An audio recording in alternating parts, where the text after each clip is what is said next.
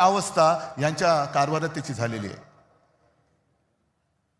मी अभिमानाने सांगेन की ते दालन आपण उभं करू शकलो याचं कारण मुंबई महानगरपालिका आपल्याकडे होती. पण तेव्हा सगळे मोठे नेते होते, जनसंघ त्याच्यामध्ये कुठेही नव्हता. मुळामध्ये लढणारे नाहीच, हे घरं पेटून पोळ्या भाजवणार आहेत, आगी लावायच्या, आपलीच माणसं आपल्यावरती सोडायची, रक्तपात झालं तर आपल्यामध्ये होईल, पण ते तिकडे पोळ्या भाजणार. जनसंघ कुठेही नव्हता. पण जनसंघ केव्हा घुसला मध्ये? संयुक्त महाराष्ट्र समिती जी माझ्या आजोबाने आणि सगळ्यांनी मिळून स्थापन केली होती. सगळे पक्ष हे एकत्र आले. मुंबई महाराष्ट्राला मिळालीच पाहिजे. त्याही वेळेला गुजरातचा डोळा हा मुंबईवरती होताच. द्विभाषिक राज्य होतं.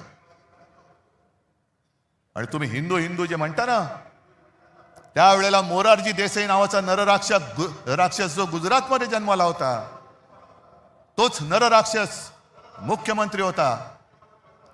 आणि त्यांनी दिसताच क्षणी गोळ्या घाला.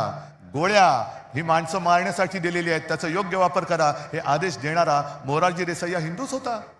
मरणारी मराठी माणसं होती. पण एक गोष्ट तुम्हाला मुद्दामून सांगतो की जनसंघ त्याच्यामध्ये कुठेही, म्हणजे गोळीला तुम्ही, पोळीला आम्ही, पण त्या सगळ्या लढ्यामध्ये अण्णाभाऊ साठे होते.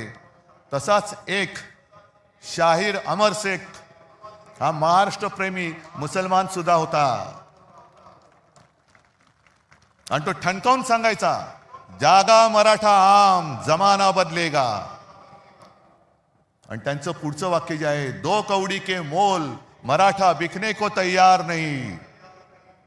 तो शिल्लक राहिलाय का आज मराठी माणूस? दो कौडी के मोल मराठा बिकने को तैयार नहीं, हे छाती ठोकपणे दिल्लीश्वरांना ठणकावून सांगणारा अमर शेख. अहो मेवा भाऊ, तुम्ही आम्हाला काय शिकवताय? हे सगळं अदानीकरण चाललेलं आहे. आमची मुंबादेवीच्या नावावरून तिचं नाव आम्ही मुंबई ठेवलं. मला आता भीती वाटते.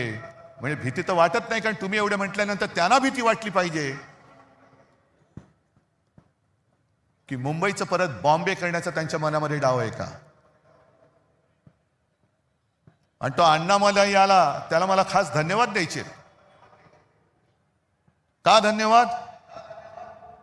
कारण तो नकळत बोलून गेला. भाजपच्या मनातलं जे काळं आहे तो ते बोलून गेलेला आहे. असंच ज्या वेळेला लोकसभेच्या सुमारास त्यांनी जो नारा दिला होता, आपकी बार 400 पार, मी म्हटलं होतं आपकी बार तडीपार. आणि त्यांच्याच खासदारांनी बिंग फोडलं होतं की 400 पार का? कारण आम्हाला संविधान बदलायचंय. संविधान का बदलायचंय? तर एका साध्या मराठी माणसाने लिहिलेलं ते संविधान,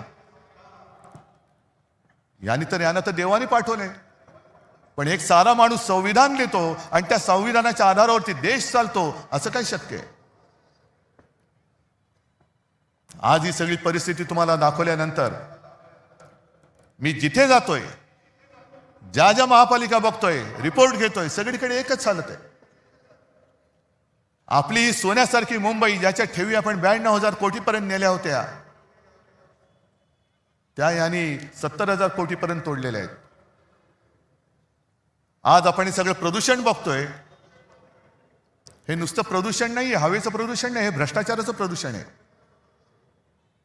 जवळपास 3 लाख कोटींचा घोटाळा या दळबद्री भाजप आणि त्यांच्या या लाचार गद्दार सरकारने करून ठेवलेले, आपल्या डोक्यावरती मारलेले. ही निवडणूक स्पष्ट आहे.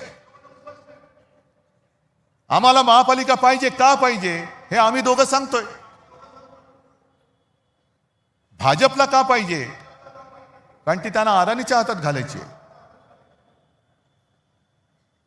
हा एक मुद्दा झाल्यानंतर 25 वर्षामध्ये शिवसेनेने केलेली कामं, आणि गेल्या फक्त 4 वर्षामध्ये यांनी धुवून टाकलेली मुंबई हे फक्त समोर ठेवा. आणि मी ज्यांना मराठीबद्दल प्रेम तर सगळ्यांना आहेच, पण जो असाच एक मतदार आहे त्यांनी प्रश्न विचारायला पाहिजे की हे खरं आहे की हे खरं आहे.